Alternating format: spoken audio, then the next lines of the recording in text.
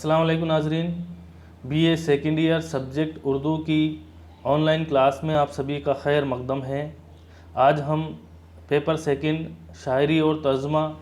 کے نصاب میں شامل غزل الطاف حسین حالی حصہ دوم کا مطالعہ کریں گے۔ ناظرین، اس سے پہلے کے ویڈیو میں ہم نے الطاف حسین حالی کا تعارف اور ان کی حالات زندگی اور غزل نمبر 1 کا جائزہ لیا تھا۔ آج ہم غزل نمبر 2 کی تشریح کریں گے، اس کا جائزہ لیں گے۔ غزل نمبر 2 کا پہلا شعر ہے: سنگے گرا ہے راہ میں تمکین یار کا، اب دیکھنا ہے زور دل بے قرار کا۔ سنگے گرا بولتے ہیں، سنگ یعنی پتھر، گرا یعنی بھاری پتھر، اور تمکین یار ہوتا ہے محبوب کی عظمت، اس کی شان۔ تو اس شعر میں حالی فرما رہے ہیں کہ عشق کی راہ اتنی آسان نہیں ہے، بلکہ اس میں محبوب کی شان اور انا جیسی سخت اور بھاری چیزیں رکاوٹ ڈالے ہوئے ہیں۔ کہنے کا مطلب یہ ہے کہ عشق کی جو راہ ہے، اس پہ چلنے والے جو لوگ ہیں، ان کی راہ بالکل بھی آسان نہیں ہے، بلکہ اس میں اس کا جو محبوب ہے، اس کی جو شان ہے، اس کی عظمت ہے، اس کی جو انا ہے، اس کا جو گھمنڈ ہے، وہ بھاری پتھر کی طرح ایک رکاوٹ بنے ہوئے ہیں۔ اب یہ دیکھنا ہے کہ بے قرار دل کے اندر کتنی طاقت ہے کہ وہ ان سختیوں کو پار کر کے اپنے مقصد میں کامیاب ہوتا ہے یا نہیں۔ مطلب محبوب کا جو انا ہے، اس کا جو گھمنڈ ہے، وہ عشق کی راہ کے بھاری پتھر ہے۔ اب اگر ہم اپنی دل کی طاقت کے بنا پر ان پتھروں کو ہٹا دیتے ہیں یا ان سختیوں کو پار کر لیتے ہیں اور اپنے مقصد میں کامیاب ہوتے ہیں، تو یہ بہت بڑی چیز ہے۔ اگلا شعر ہے: ایک خو سی ہو گئی ہے تحمل کے ورنہ اب، وہ حوصلہ رہی نہ صبر بے قرار کا۔ ایک خو سی ہو گئی ہے تحمل کے ورنہ اب، وہ حوصلہ رہا نہیں صبر و قرار کا۔ گردش ایام سے مجبور ہو کر، یعنی اپنے درد و غم کے جو دن تھے، ان دنوں میں سے مجبور ہو کر ان مشکلات کا سامنا کرنے کے بعد حالی فرما رہے ہیں کہ صبر و قرار کا حوصلہ ختم ہو گیا ہے، جس کا وہ اقرار کر رہے ہیں اور کہہ رہے ہیں، لیکن اس کے ساتھ یہ بھی کہہ رہے ہیں کہ میں عشق میں صبر کرتے کرتے اس کا عادی ہو گیا ہوں، جس کی وجہ سے برداشت کر رہا ہوں، ویسے تو میرا حوصلہ ختم ہو چکا ہے۔ کہنے کا مطلب یہ ہے، حالی کہہ رہے ہیں کہ صبر و تحمل ہے، میرا جو صبر و قرار ہے، وہ میرے اندر اس کی وجہ سے ابھی بچا ہوا ہے، جس کی اور میں چاہتا ہوں کہ میرا محبوب، میرا معشوق مجھے مل جائے، اور اسی وجہ سے میں یہ صبر و قرار میں مبتلا ہوں، ورنہ تو میں کب کا صبر اپنا کھو چکا ہوں، اپنا حوصلہ میں ختم کر چکا ہوں۔ اگلا شعر ہے: آؤ مٹا بھی دو خالص آرزوئے قتل، کیا اعتبار زندگی مستعار کا۔ بہت اچھا شعر ہے۔ حالی فرما رہے ہیں کہ آؤ مٹا دو خالص آرزوئے قتل، اے دشمنوں آؤ مجھے قتل کر کے اپنے دل کی تمنا پوری کر لو، تاکہ تم کو سکون مل سکے، کیونکہ زندگی مستعار بولتے ہیں ادھار لیا ہوا، یعنی ادھار لی ہوئی زندگی ہے، کیا جانے کب واپس لے لی جائے، اس سے پہلے کہ واپسی کا مطالبہ ہو تم اپنی آرزو کو پورا کر لو۔ بہت ہی اچھا شعر ہے، اور حالی فرما رہے ہیں کہ اے میرے دشمنوں، تمہارے دل کی جو بھی آرزو ہے، چاہے مجھے قتل کرنے کی ہے، مجھے رنج و غم دینے کی ہے، وہ سارا کام جو ہے تم کر لو۔ اپنی خلش کو جو ہے، اپنے دل کی جو خلش ہے اس کو مٹا لو، کیونکہ زندگی کا کوئی اعتبار نہیں ہے، یہ زندگی جو ہے ادھار لی ہوئی زندگی ہے۔ خدا تعالیٰ سے نے کچھ وقت کے لیے ہمیں اس دنیا میں بھیجا ہے، اور مرنے کے بعد اسی کے پاس ہم کو واپس جانا ہے، تو اپنی جو ادھار لی ہوئی زندگی ہے، اس سے جو بھی تمہارا مطالبہ ہے وہ پورا کر لو، اور اپنا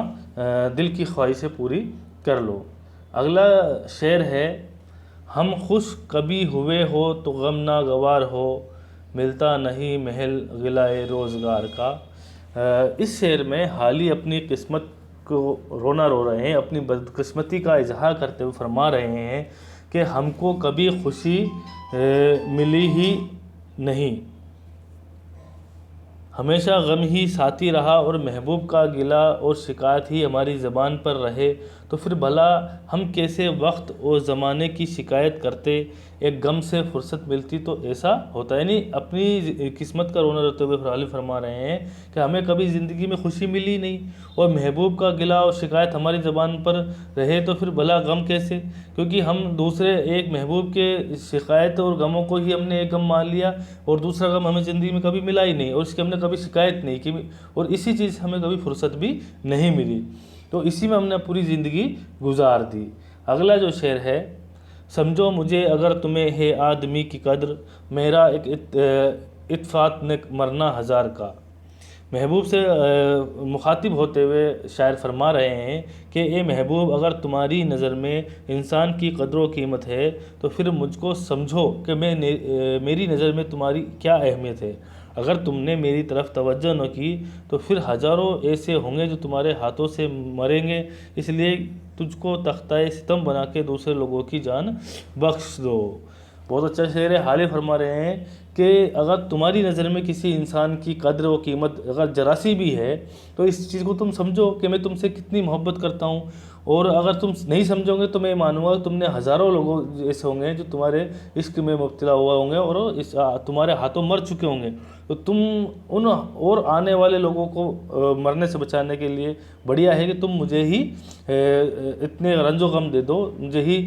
تختہ ستم بنا دو تاکہ دوسرے لوگوں کی جان بخشی ہو جائے۔ اگلا شعر ہے، گر صبح تک وفا نہ ہوا وعدہ وصال، سن لیں گے وہ مال شب انتظار کا۔ اپنے محبوب کے وعدہ پورے کرنے کی ترغیب دلاتے ہوئے حالی فرما رہے ہیں کہ میرے محبوب تو وعدے کا پکا بن، وعدے کو پورا کرنے والا بن، کہ شب وصال میں وہ اپنا وعدہ پورا کر لے۔ اگر صبح ہونے تک انہوں نے اپنا وعدہ پورا نہ کیا تو پھر اس شب انتظار کے انجام کی خبر صبح تک ان کو مل جائے گی کہ انتظار کتنا شدید ہوتا ہے، اور عاشق نے اسی انتظار میں اپنی جان دے دی ہے۔ اچھا شعر ہے۔ حالی کہہ رہے ہیں کہ ترغیب دے رہے ہیں اس کو اپنے محبوب کو کہ شب وصال میں، یعنی جب وصال ملنا ہو محبوب سے اور وہ شب ہو، اور اس شب میں اپنے محبوب سے ملنے کا انتظار ہو، تو وہ انتظار کتنا مشکل والا ہوتا ہے، کتنا شدید ہوتا ہے انسان کے لیے، تو اسی انتظار پہ جو ہے اپنی جان دینے کی بات حالی اس شعر میں فرما رہے ہیں۔ اگلا شعر ہے، اب مہو بوئے گل پہ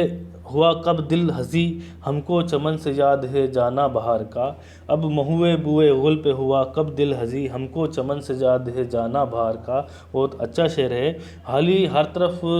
مایوسی اور امید کے حالات سے اس کا دل غمزدہ ہو جاتا ہے، بالکل چاروں طرف مایوسی ہے، امید جو ہے نا امیدی انہیں نظر آ رہی ہے۔ ایسے حالات میں اپنے درد و غم شدہ دل کے ساتھ حالی فرما رہے ہیں کہ ہمارا غمزدہ دل اب بھلا گل کی محبت میں کیسے گرفتار ہو سکتا ہے، گل پھول کی محبت میں کیسے گرفتار ہو سکتا ہے، کہ وہ وقت اچھی طرح یاد ہے جبکہ چمن نے اس کا حسن بہار کے ساتھ ہی چلا گیا تھا، پھر بھلا ہمارا دل کیسے خوش رہ سکتا ہے۔ یعنی جب چمن جو ہے بہار کے موسم میں جب پھول چاروں طرف کھلے ہوئے تھے، اور اب جب خزاں کا موسم آ چکا ہے تو اور پھول جو ہے مرجھا گئے ہیں، تو ایسے بھلا موسم میں ہمارا دل کیسے خوش ہو سکتا ہے۔ اگلا شعر ہے، ہر سمت گرد ناقہ لیلا بلند ہے، پہنچے جو حوصلہ ہو کسی شہسوار کا۔ بہت اچھا شعر ہے۔ حالی کہہ رہے ہیں کہ انسان کے سامنے ایک مقصد ہوتا ہے جس کو حاصل کرنے میں بڑی مشکلات کا سامنا کرنا پڑتا ہے، اور اس مقصد کو وہی حاصل کر سکتا ہے جس کے اندر عزم ہو، حوصلہ ہو۔ جس طرح سے لیلا کی ناقہ کے لیے مجنوں صفت انسان ہے، ہر ممکن کوشش کرتا ہے، ہر طرف سے انسان کو اپنے مقصد کی کامیابی کے لیے سخت کوشش کرنا چاہیے۔ تلمی کا شعر ہے، اور اس شعر میں شاعر نے لیلا مجنوں کی جو ہے عشق داستان کی طرف اشارہ کیا ہے کہ جس طرح لیلا کی ایک آواز پہ مجنوں دوڑ پڑتا ہے، اسی کو جو ہے تلمی کے شعر میں شاعر فرما رہے ہیں کہ آدمی کا مقصد جو ہے کسی چیز کو حاصل کرنے کا ہو تو وہ کتنی ہی مشکلات چاہے اس کی راہ میں ہو تو ان مشکلات کو سامنا کرتے ہوئے اپنے عزم اور حوصلے کے ساتھ اس کو جو ہے اس پر کامیابی پا لیتا ہے، اپنی منزل پا لیتا ہے۔ جس طرح کی جو ہے لیلا کے جو والد نے جو مجنوں کو جو ٹارگیٹ دیا تھا کہ بھئی اس کام کو اگر کر لوں گا تو اپنی بیٹی کی شادی میں تم سے کر دوں گا، تو اس کے لیے جو ہے مجنوں نے ہر صفت کوشش کی اور اپنے اس مقصد کو جو ہے کامیابی کے ساتھ حاصل کر لیا۔ تو اسی کی طرف اشارہ کیا ہے اس شعر میں۔ اگلا شعر ہے، غربت کی مشعلوں نے وطن کو بھلا دیا، خانہ خراب خاطر الفت شعار کا۔ بہت اچھا شعر ہے۔ حالی فرما رہے ہیں کہ اب اس کم بخت الفت رکھنے والے دل کا خانہ خراب ہوا۔ الفت محبت کو کہتے ہیں کہ اپنے جو محبت رکھنے والا دل ہے وہ بھی جو ہے اب مشکلات میں گزر رہا ہے اور مجبور ہو کر جو ہے در بدر کی ٹھوکریں کھا رہا ہے اور اسی عشق کی وجہ سے سخت پریشان ہے۔ دیش اور پردیس کی تمیز نہیں ہے، وطن کی محبت اسی عشق کی وجہ سے حاصل ہونے والی تکلیفوں سے ہم بھول گئے ہیں۔ تو کہنے کا مطلب یہ ہے کہ پردیس میں ہو چاہے دیش میں ہو، سارے جو مسئلے ہیں، مشکلات ہیں، جو چیزیں ہیں، وہ ہم نے ان چیزوں کو بھی کس چیز میں بھلا دیا کہ اپنے عشق کی میں جو ہے اس کی محبت میں ہے جو ہے کہ ہماری محبت حاصل ہو جائے گی، اور اسی خوشی میں جو ہم نے ساری جو ہے غربت کی جو مشکلیں تھی، یعنی پردیس میں رہنے میں جو مشکلیں پیش آتی ہے ان سب مشکلات کو بھی ہم نے بھلا دیا ہے۔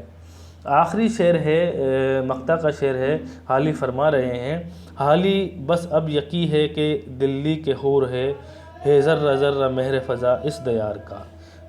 دلی شہر کے بارے میں حالی فرما رہے ہیں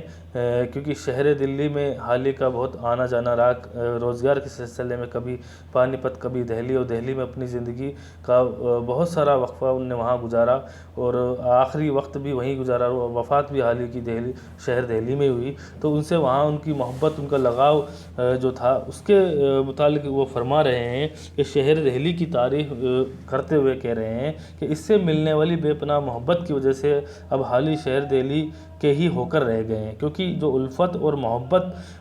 ان کو اس دیار میں، یعنی دیار بولتے کوچے کو، اس گلی میں، اس شہر میں ملی ہے، وہ دوسرے کسی شہر میں حالی کو مل نہیں سکی۔ کل ملا کے حالی نے شہر میں دہلی شہر سے محبت کا اظہار کیا ہے۔